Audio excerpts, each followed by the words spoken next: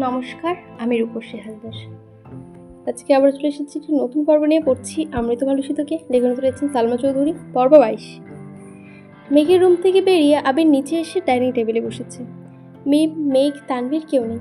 কেমন যেন সুস্থির পরিবেশ। মিম বা মেঘ না থাকলে আদিও যেন চুপচাপ থাকে। অসুস্থতার কারণে 2 থেকে 3 দিন আবির রুমেই খেয়েছে, তাই তেমন কিছু উপলব্ধি করেনি। কিন্তু আজ খাবার টেবিলে মেঘ নেই, এতেই যেন বুকটা কেঁপে উঠল আবিরের। তানভীর রুম থেকে রেডি হয়ে নামতে গেলে আকলিমা খান ডেকে বলল, তানভীর, মিমকে একটু ডেকে নিয়ে আয় তো। গত সপ্তাহে মিম উপরের রুমে শিফট হয়েছে, তবে এখনও মন তার নিজেই পড়ে থাকে। ক্ষণে ক্ষণে ভাইয়াকে আর মাকে দেখতে ছুটে আসে, আবার ওপরে আসলে মেঘের রুমে যায়, আবার নিজের রুমে নতুন করে গোছায়। তানভীর মিমের দরজায় এসে ডাকলো, মিম খাবি না? মিম জবাব দিল, আসছি ভাই। তানভীর এসে খেতে বসে। কিছুক্ষণ পর মিমও এসেছে। মোজাম্মেল খান আবিরের দিকে তাকিয়ে বললেন, তুমি কি আজও বাইক নিয়ে যাওয়ার চিন্তা ভাবনা করছো? আবির কিছু বলার আগেই ইকবাল খান বলে উঠলেন, না না, আবির আমার সাথে যাবে। আলী আহমেদ খান গম্ভীর কণ্ঠে বললেন, সে ভালো, তুই নিয়ে যাস, ওর তো আবার আমাদের সাথে গাড়িতে চলাফেরা করতে সমস্যা হয়। আবির চটজলদি খাওয়া শেষ করলো। যাওয়ার আগে স্বাভাবিক কণ্ঠে বলল, আপনারা টাইম মতো চলে আসবেন প্লিজ। তানভীরের দিকে চেয়ে বলল, তুই কি এখন যেতে পারবি? তানভীর জবাব দিল, একটু পরে যাই।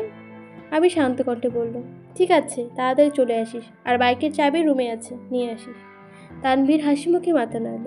আলী আহমেদ খান, মোজাম্মেল খান, ইকবাল খান থেকে শুরু করে রাকিব, রাসেল, আব্বু, চাচ্ছু যারা ছিলেন তারা সকলেই এসেছেন।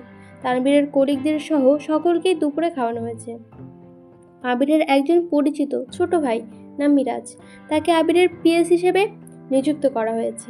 সারাদিনে ব্যস্ততা শেষে যখন ঢাকার বুকে সন্ধ্যা, তখন তানভীরের সঙ্গে বাড়ি ফিরেছে আবির, সাথে কয়েক প্যাকেট বিরিয়ানি।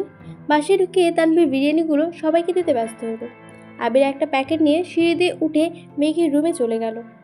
মেঘ পাশ ফিরে ফেসবুকের ভিডিও দেখছিল। আবির গলা খাকারি দিতেই পেছনে ঘুরল। আবির বিরিয়ানির প্যাকেট এগিয়ে দিয়ে ছোট্ট করে বলল, তোর জন্য এনেছি, কে নিস। মেঘ কপাল কুচকে প্রশ্ন করল, কি এতে? আবির উত্তর দিল, বিরিয়ানি। মেঘ শুধু বলেছে, আবির সঙ্গে সঙ্গে বলে উঠল, আমি জানি তোর বিরিয়ানির থেকেও বেশি কাচ্চি পছন্দ, কিন্তু সব দিক বিবেচনা করেই অফিসে বিরিয়ানি দেওয়া হয়েছে। আজ এটা খেয়ে নে, আমি অন্যদিন তোর জন্য কাচ্চি নিয়ে আসবো। মেঘ আর কিছু বলল না। আবিরও বিরিয়ানি রেখে রুমে চলে গেছে। 2 থেকে 3 দিন কেটে গেল। আবিরের ব্যস্ততা এখন দ্বিগুণ বেড়ে গেছে। 2 অফিসের সিও দায়িত্ব পালন করছে সে, 4টেখানে কথা নয়। তারপরও কোনো কাজই ফাঁকি দেয় না ছেলেটা। নিজেকে প্রতিষ্ঠিত করার ঝোঁক মাথাচাড়া দিয়ে উঠেছে তার। শত ব্যস্ততার মাঝেও প্রতিদিন ফজরের নামাজ পড়ে বাসায় ফিরে নিজের ভালোবাসার মানুষটাকে ঘুমন্ত অবস্থায় দেখে যায়।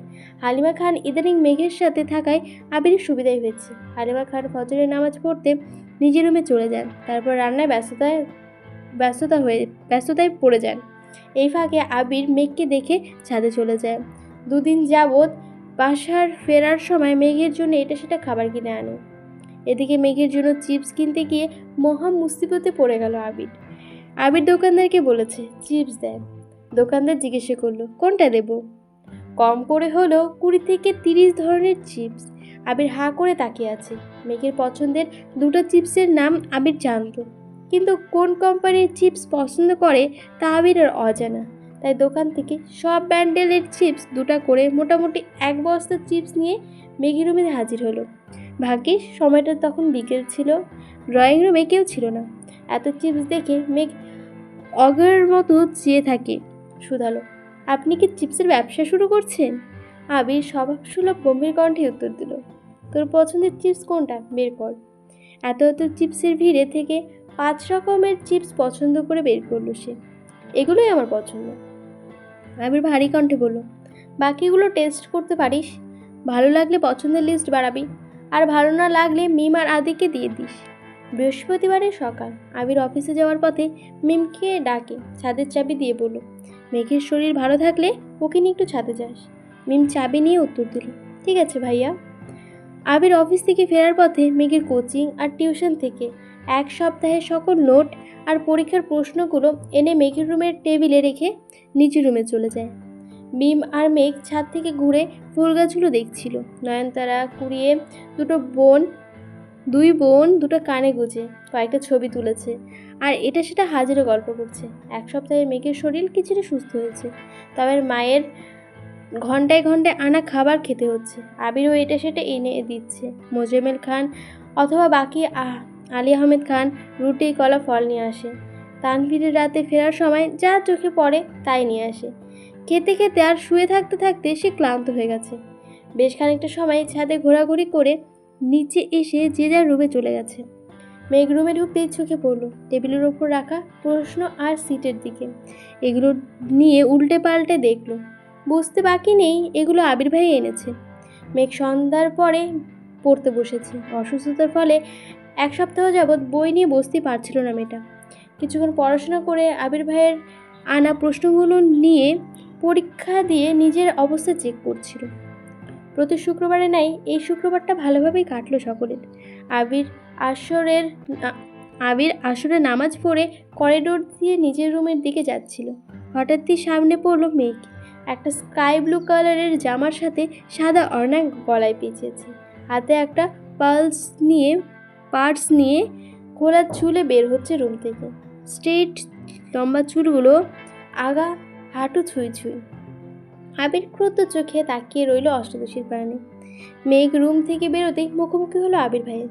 সাইড কেটে চলে যেতে চাইলে আবির প্রশ্ন করে উঠল, এভাবে চুল ছেড়ে কোথায় যাচ্ছিস? মেঘ মাথা নিচু করে ছোট্ট করে উত্তর দিল, পার্লারে। আবির কপাল কুঁচকে বলল, কেন? মেঘ মাথা নিচু করে পুনরায় উত্তর দিল, চুল কাটতে। আবির এবার তীক্ষ্ণ দৃষ্টিতে তাকিয়ে বলল, তোকে চুল কাটার অনুমতি কে দিয়েছে? মেঘ একদমই বলে ফেলল, আম্মু বলেছে আমি নাকি চুলের যত্ন নিতে পারি না, তাই কাটাতে যাচ্ছি। আবির গম্ভীর কণ্ঠে প্রশ্ন করল, মামুনি বলেছে? মেঘ উত্তর দিল, জি। আবির ভেতরে ভেতরে রাগে ফুঁসছে, কণ্ঠ দ্বিগুণ ভারী করে জানালো, চুল কাটাবে ভালো কথা, কিন্তু চুল কোমরের ওপরে যেন না ওঠে। মেঘ অন্যদিকে মুখ করে অভিমানে স্বরে বলল, আমার চুল আমি কাটবো, কারো অভিমতের প্রয়োজন নেই। আবির দাঁতে দাঁত চেপে দীর্ঘশ্বাস ফেলে কড়া স্বরে বলল, চুল কোমরের 1 ইঞ্চি উপরে উঠলে তোর খবর আছে। কথাটা বলা শেষ করা মাত্রই আবির দ্রুত নিজের রুমে চলে যায়। অষ্টাদশী স্ট্যাচুর মতো দাঁড়িয়ে বিড়বিড় করে বলল, আমার চুল আমি যা ইচ্ছা তাই করব। আপনার কথা আমি কেন শুনবো? আপনি আমার প্রিয়তমার ওপর অধিকার খাটাতে যান, আমার ওপর অধিকার খাটাতে হবে না। কথাগুলো একদমই বলে সিঁড়ি দিয়ে নিচে নেমে মায়ের রুমে চলে গেল। হালিমা খান মেয়েকে নিয়ে বাসার কাছে একটা পরিচিত পার্লারে গিয়েছেন। হালিমা খান বলেছিলেন কাঁধের নিচ পর্যন্ত কেটে ফেলতে, কিন্তু মেঘের মন টানছে না। চুলের প্রতি যেন তার বড্ড বেশি মায়া। মায়ের কথায় চুল কাটাতে রাজি হয়েছে, সেই অনেক। হালিমা খানের জোড়াজুড়িতে মেঘ পিঠ পর্যন্ত চুল কাটাতে রাজি হয়েছে। পার্লারের মহিলা যখনই চুল কাটার জন্য কেচি হাতে নিল, তৎক্ষণাৎ মেঘের মনে পড়ে গেল আবিরের বলা কথাটা। মেঘ মনে মনে ভাবল, না না, আবির ভাইয়ের ওপর কোনো বিশ্বাস নেই। চুল ছোট করলে দেখবেন ওই দিনের চেয়েও বেশি জোরে মারবে। তাহলে তো আমি মরেই যাব। থাক বাবা, এই ফালতু ব্যাটার মার খেয়ে অকালে জীবন ত্যাগ করার কোনো প্রয়োজন নেই। আর কিছুদিন যাক, জীবনটা উপভোগ করে নি। সঙ্গে সঙ্গে মেঘ চিৎকার দিয়ে উঠল।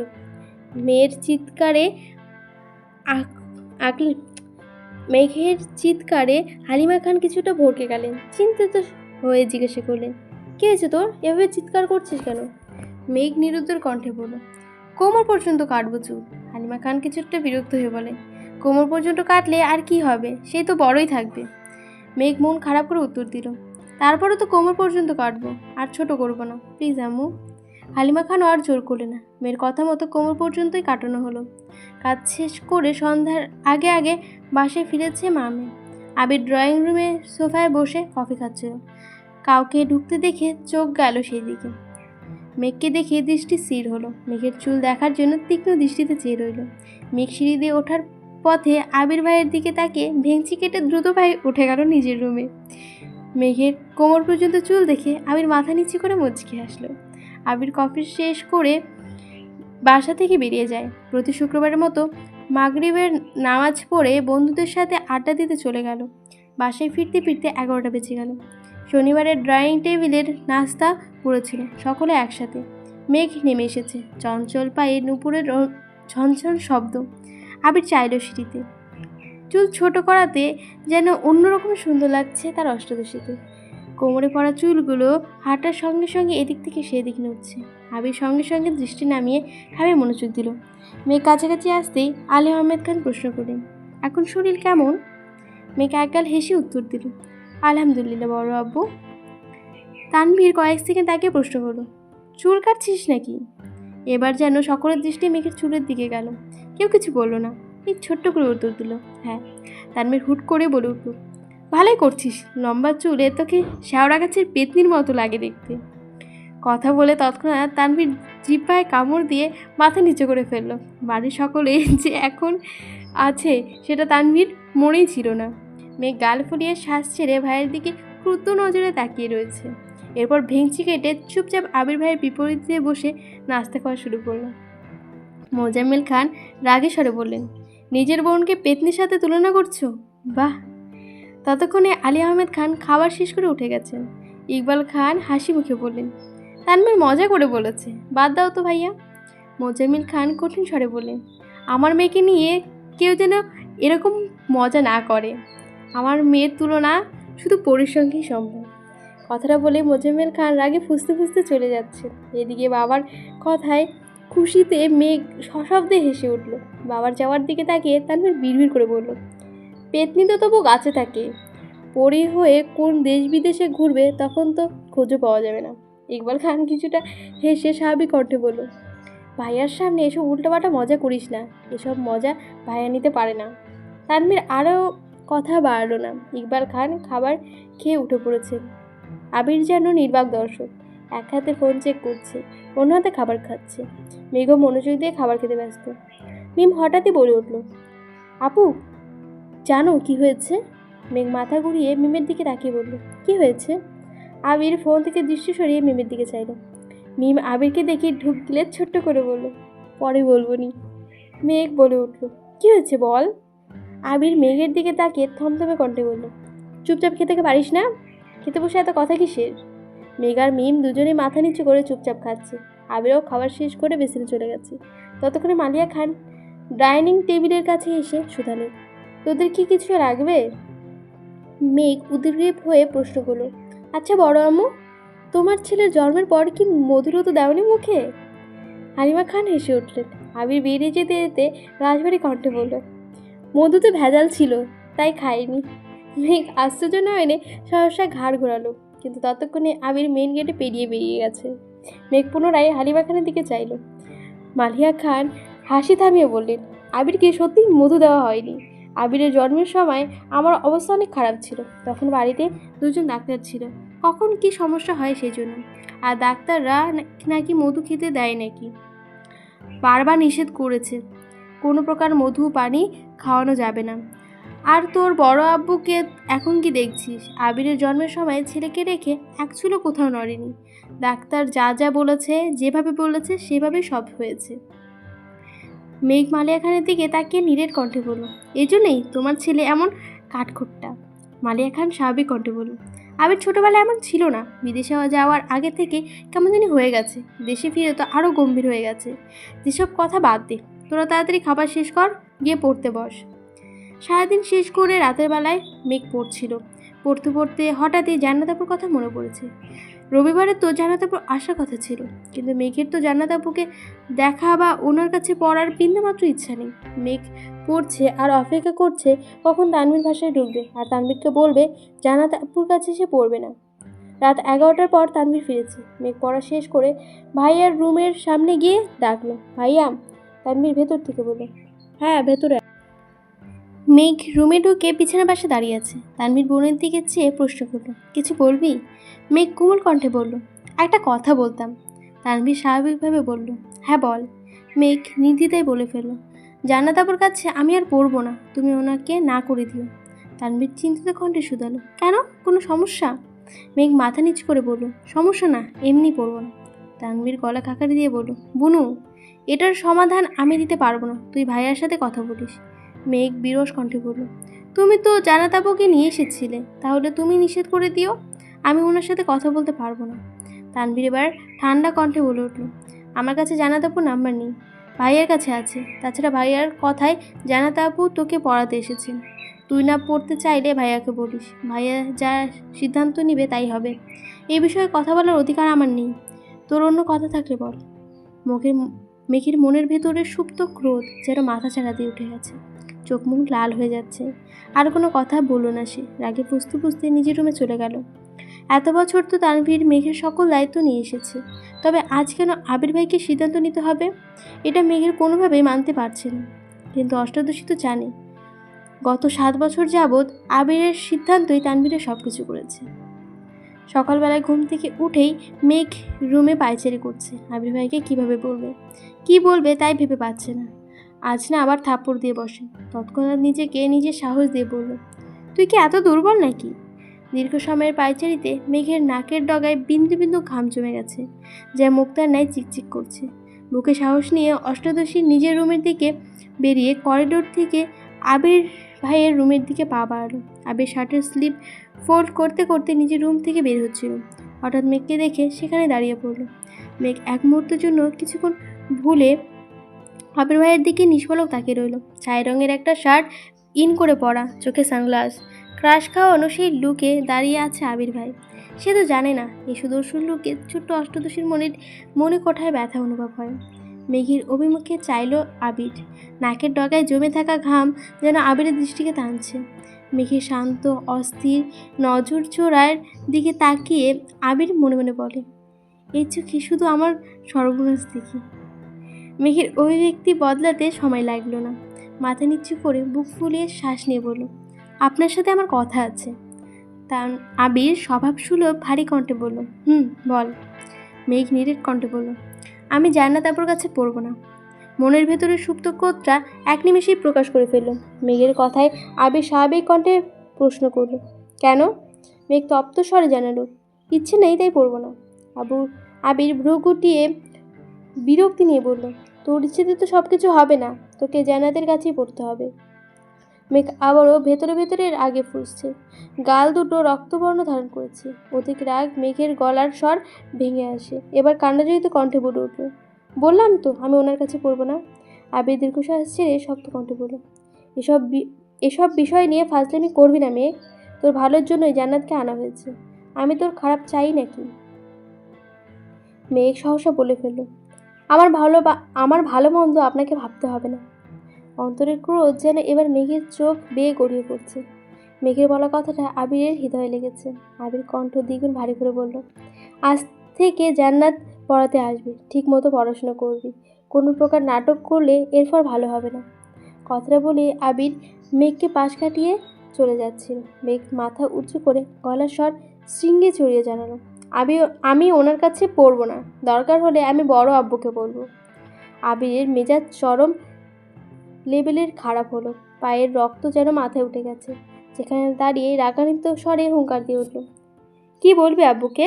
জান্নাত পড়াতে পারে না এটা বলবি? জান্নাতের আচরণ খারাপ এটা বলবি?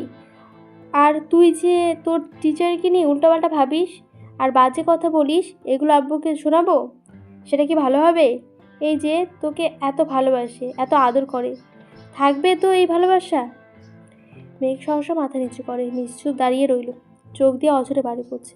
আবির চোখ মুখ গোটালো, নিজের রাগকে সংযত করার চেষ্টা করলো।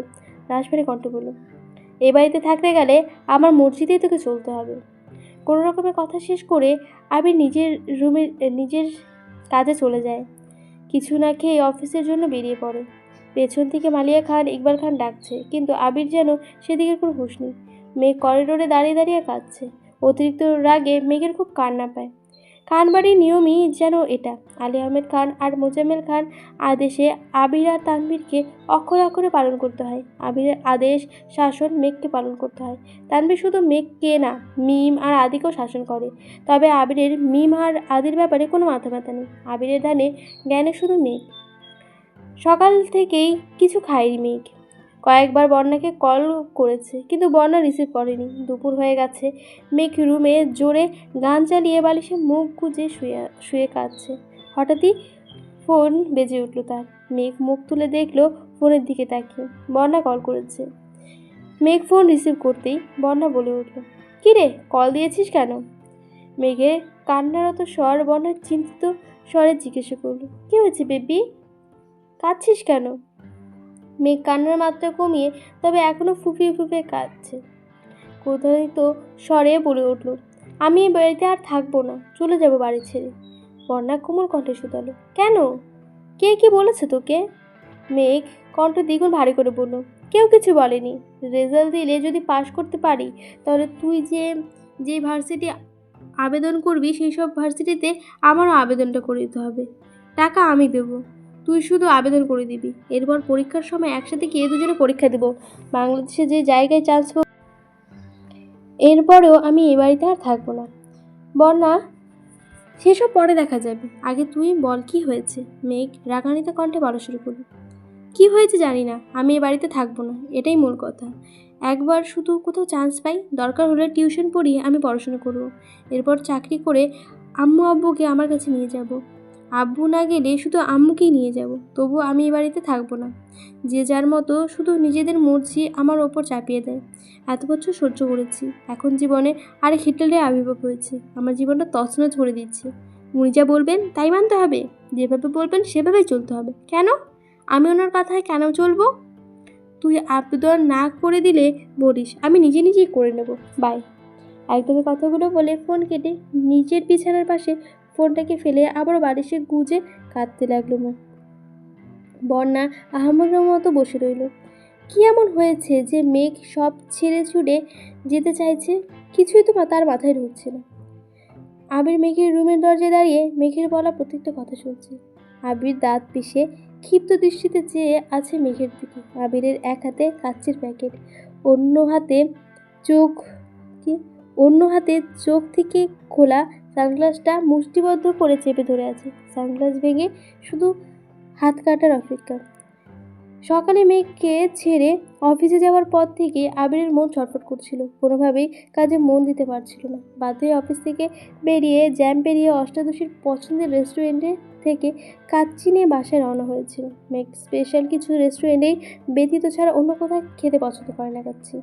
গত বছরে আবিরের কাজের ব্যস্ততার ফলে সে রেস্টুরেন্ট থেকে কাচ্চি নিয়ে খাওয়ানোর সুযোগ সময় পায়নি, তাই আজ সব কাজ ফেলে বেরিয়েছে।